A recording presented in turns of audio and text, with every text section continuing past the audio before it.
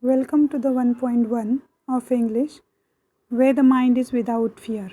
First, I will introduce the poet and the summary of the poem, and then I'll explain the poem line by line. This poem, Where the Mind is Without Fear, is composed by Ravindranath Tagore, 1861 to 1941. This poem is one of his vastly read poems in Gitanjali. Gitanjali is the anthology of the poem. Anthology means collection of poems. Ravindranath Tagore is the first non-European poet to win the Nobel Prize in Literature. This poem was originally composed in Bengali. Later, he himself translated it in English.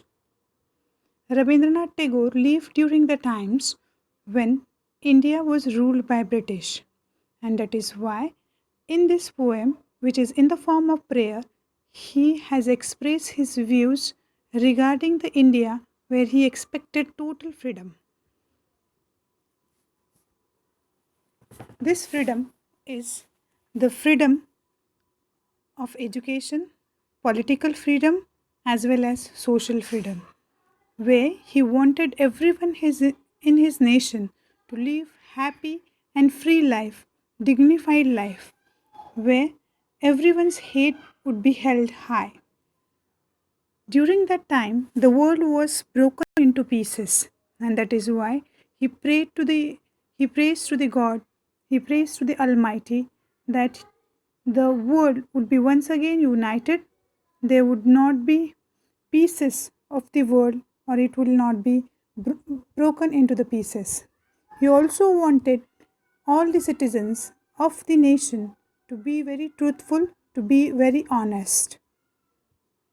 He wanted them to strive very hard, like our leaders who had put lot of efforts and achieved freedom for the nation.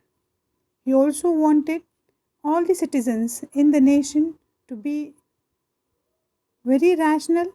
Nobody from the nation would follow the superstitious attitude, and these superstitions would not become hurdle in the progress of the nation. So he wanted them to believe on the things which have reasons behind it. He also wanted to give educational freedom to each and every child in India, where each and every student would be gaining the knowledge. This freedom is not the economical freedom. Knowledge would be free means it would be available to everyone. He wanted the God to lead their minds, to guide them, and that's what he says. Everyone's mind is guided by the God. He wanted the nation which is free and everyone is enjoying the freedom in that particular nation. Now we would see the poem line by line. Where the mind is without fear and the head is held high, where the knowledge is free, where the world has not been broken up into fragments by narrow domestic walls, where words come out from the depth of truth, where tireless striving stretches its arms towards perfection, where the clear stream of reason has not lost its way into the dreary razor sand of dead habit, where the mind is led forward by thee into ever-widening thought and action, into the heaven of freedom, my Father, let my country awake. Ravindranath Tagore. This poem is in the form of prayer, where the poet wishes to achieve his dream country, where the mind is without fear and the head is held high. In this beginning line, the poet imagines what he would like his country to be like. He says that no countryman of his nation would live with fear in his mind.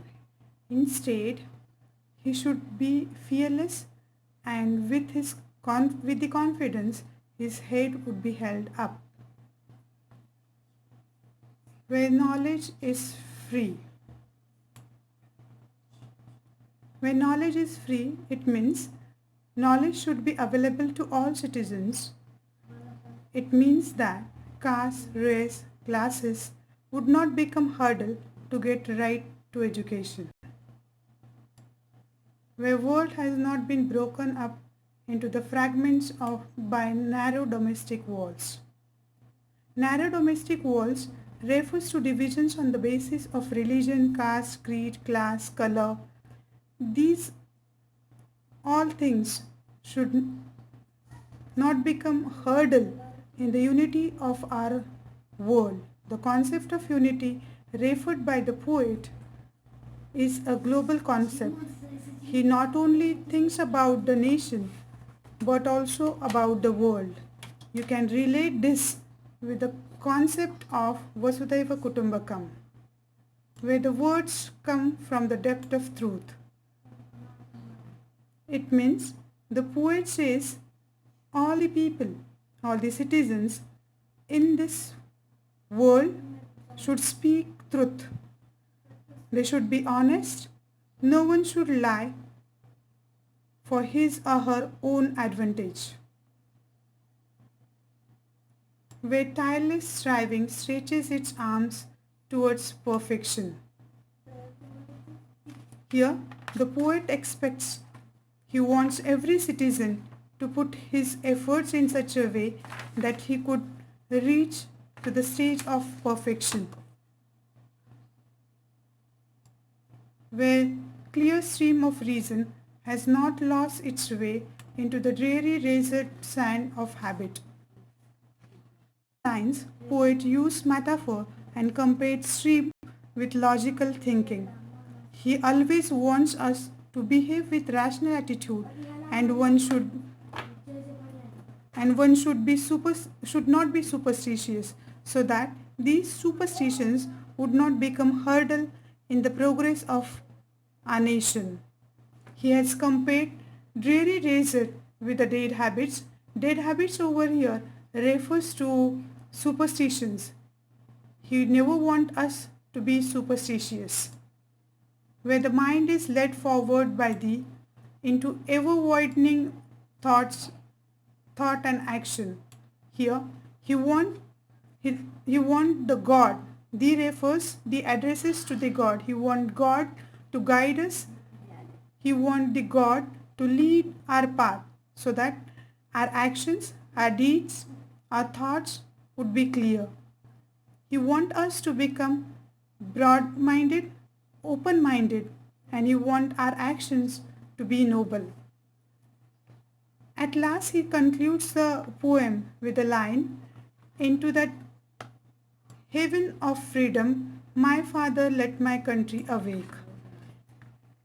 Here he directly speaks with the God, and he wants God to transform our nation into the place to which place we can address as heaven, where each and every person is living with the freedom and enjoying the freedom.